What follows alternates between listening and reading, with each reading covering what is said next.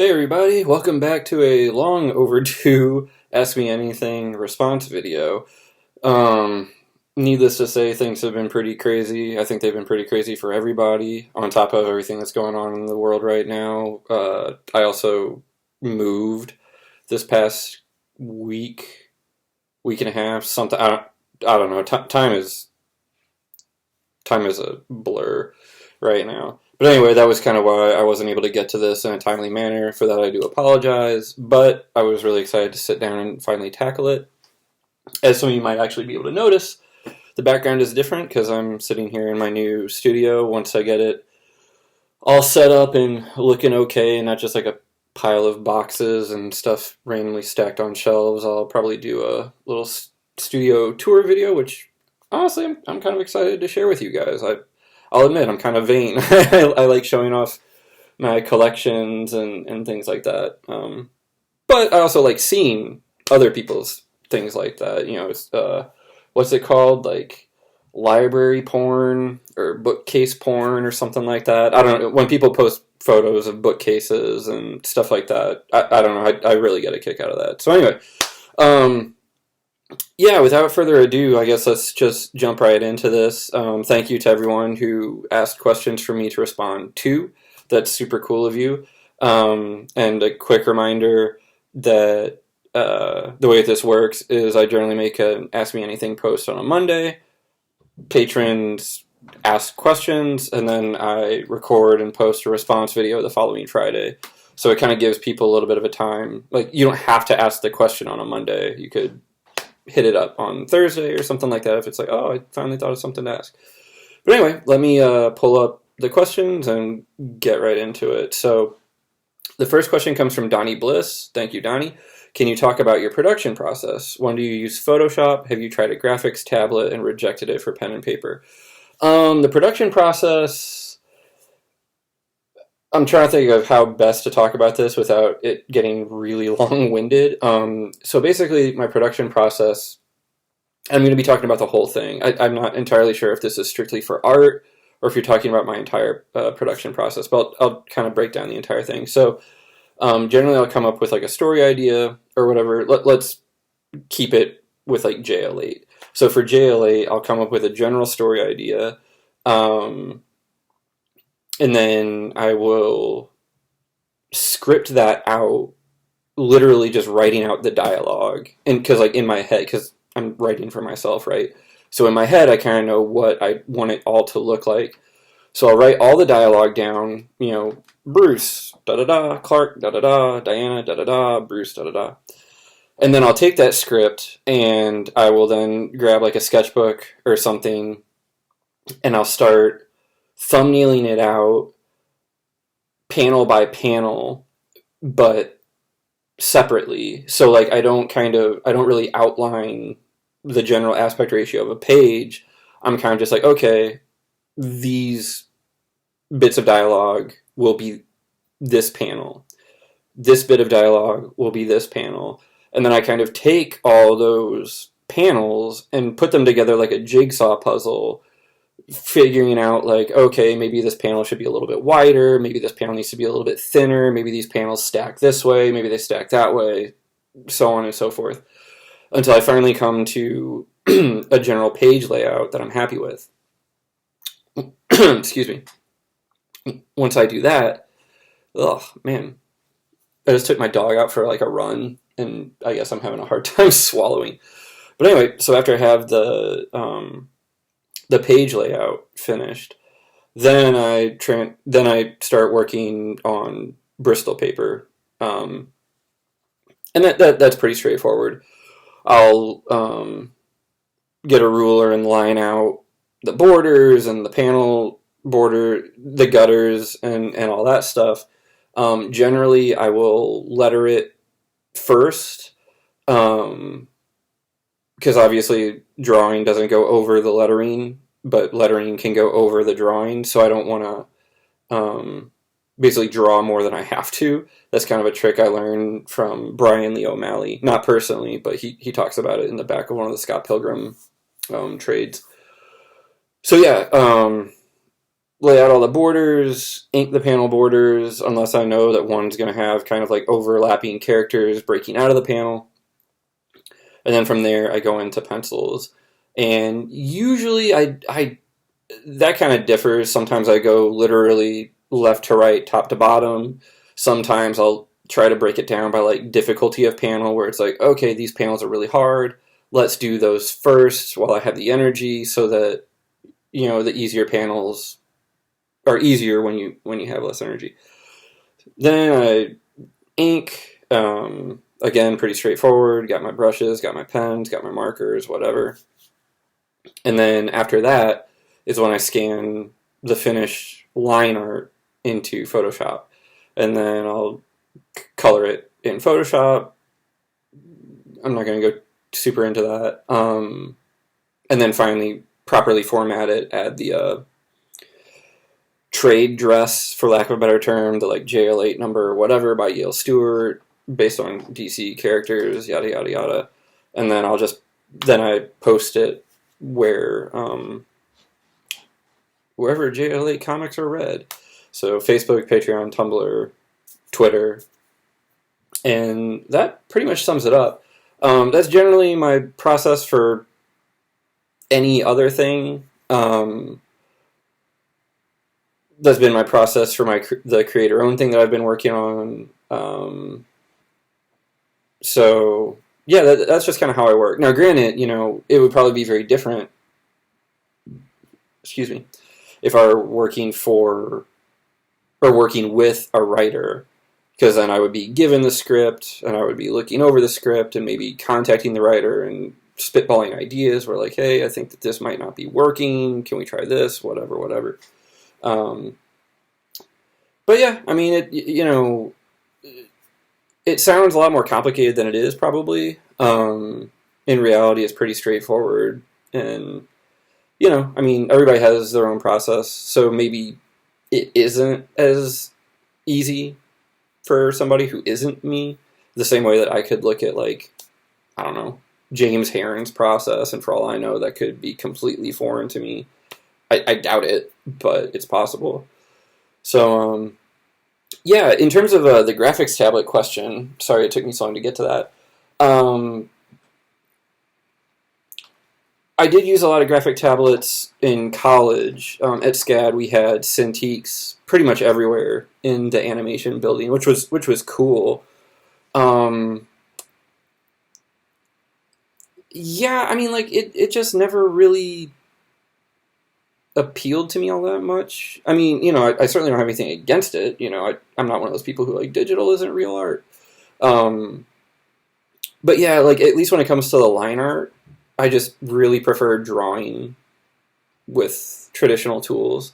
I have seriously been considering getting a tablet for coloring purposes moving forward, because, believe it or not, JL8 has always been colored with my trackpad on my laptop. I just use my finger and click and fill tool and all that stuff. And that doesn't really seem to be very efficient for my current creator-owned project. So I'm looking into either getting, you know, like an iPad, or I know Wacom has been teasing some new tablet thing that looks really appealing, but I don't, you know, with technology, I don't really like jumping in on things before there's kind of like a general consensus, like, hey, this is worth it. Hey, this has a lot of issues. Maybe wait for the second generation, whatever. But anyway, I hope that answers all your questions. I know that was a little bit twisty, turny, windy, long-winded, but that's kind of the way I am. So the second question comes from Dave Schooler, who, spoiler alert, is actually an old high school buddy of mine. So I am very grateful that he is both a patron and also engaging and providing me content to make in these troubled times. So Dave says that he assumes that there are some things that are a breeze to draw and make the process fly by, but what are some examples of things that you assumed would be easy, but ended up being totally a pain? He recently had a situation like that at his job and figured I'd have some examples in my work too. it's not really so much any one thing as it is just on like a week by week basis. Sometimes you'll just kind of hit a wall where a thing that has been easy for you and probably will be easy again just is not working for you. I mean, I've had times where, like, for me personally, faces are probably the easiest thing for me to draw. They're certainly the thing I enjoy drawing the most, but there have definitely been times where, like, I cannot draw a relative close-up shot to save my life, and it drives you crazy because you're like, I don't understand why I'm having such a hard time with this. I do this all the time. It's what I do for pleasure. Like, it shouldn't be this difficult. Yeah, I can't really think of any other examples off the top of my head. I mean, it is definitely something that happens beyond just the face thing. But yeah, I can't really think of a good example right now. Maybe like sometimes there are definitely backgrounds that I assume will be easier than they are because they feel a little bit more structured. Because I mean, backgrounds are never like the easiest thing to draw, but if it's a lot of like really similar buildings or just kind of like a repeated pattern, that tends to be easier than a very asymmetrical background where there's a lot of just like differing details and all this other stuff. But then you realize that you're getting in there really nitty gritty, making sure everything is like absolutely equidistant from each other in perspective. Like each beam of the building. It's pretty inside baseball, but sometimes that can be one. But yeah, like I said, it's very much almost like a week by week basis kind of thing, where it's just some weeks you just have trouble with stuff, and you recover the next day or something. I don't know. It's weird. It sucks because it almost inevitably happens when you really need to get that thing done. But such is life. You just kind of gotta power through it. And then the final question that we have is from Lady Starshadow, and she says, "I have noticed I should be doing a better job of them, they, because I'm not trying to gender anybody or anything like that." But anyway, Lady Starshadow, I have noticed that you have grown in popularity over on Twitter, especially by a couple of the Let's Talk About accounts. Do you happen to know if a DC writer or artist have noticed your work for JL8? I don't know what that is, and I certainly haven't seen anything on my end that would indicate that JL8 has grown in popularity over on Twitter. Like, I'm not getting tagged in anything, and I'm not sure what Let's Talk About accounts are. As far as DC writers and artists, yeah, I know a bunch of DC writers and artists that have noticed JL8, some of which are personal friends of mine. But yeah, the first probably the first like very noticeable or notable, excuse me, DC writer that took notice of JL8 was actually Scott Snyder back in like I want to say 2012. He like retweeted one of my JL8 strips or something like that, and that obviously had a big impact because it was a Batman strip, and that was like very much when he was the Batman writer. I mean, he still is in a lot of ways, but that was like very good timing kind of a thing. Scott Snyder, James Tynion, Greg Rucka, Tim Sale. There definitely been others. Derek Friedolfs, Dustin Nguyen, come to mind. He doesn't write there anymore, but Neil Gaiman. that one was pretty cool. But yeah, there are a lot of people over at DC who are aware of JL8 and have opinions on JL8. Generally, they seem to be positive. But yeah, in terms of just like the Twitter popularity thing, I honestly don't know. Like I said, I haven't been included in any of those conversations. I don't search the JL8 hashtag at all or anything like that. So, you know, feel free to send me some examples. You know, if they exist. But yeah, I personally have not seen any of that. But it's cool if it's true. You know, obviously, all I ever want is for people to find and enjoy my comics. So, you know, if there are a bunch of people checking it out for the first time and enjoying it, then that's music to my ears. So, but anyway, that pretty much wraps it up. I actually need to get back to drawing work, because technically this is work, but I need to get back to drawing work. So I'm going to end this video now. Thank you again for everybody who asked questions. I hope that more of you ask questions in the future.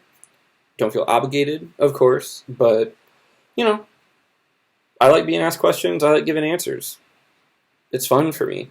So, you know, and it gives a little bit extra content for you guys to engage with here on the Patreon. I'm trying to do a much better job of having multiple posts every week that you can engage with, commissions, the creator-owned stuff, etc., which currently is a little on hiatus while I work on a freelance gig that I got that is paying relatively good money that should allow me to be able to solely focus on my creator-owned for maybe like a month or two once that's done. But anyway, I'm kind of rambling right now, so I'm just going to wrap this up. But thank you again, and can't wait to see what questions you guys have for me next Monday. Take care. Stay at home.